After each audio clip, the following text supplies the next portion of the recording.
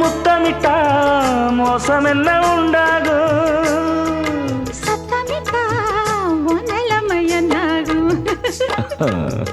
புது வளையல் அரைச்சு தொண்டையில தான் நினைச்சு மாமன் கிட்ட பேச போற மணிக்கணக்கா. தூண்டாமணி விளக்க தூண்டி விட்டு எரிய வச்சு ஓ முகத்தை பார்க்க போற நாள் கணக்கா. அந்த இந்திரன் சந்திரனும் மாமன் வந்தா எந்திரிச்சு நிக்கணும். அந்த ரம்பையும் ஊர்வசியும் மயிலுக்கு தொண்டுகள் செஞ்சிடணும். நான் காத்தாகி ஊத்தாகி மாமனை தழுவி கட்டிக்கணும்.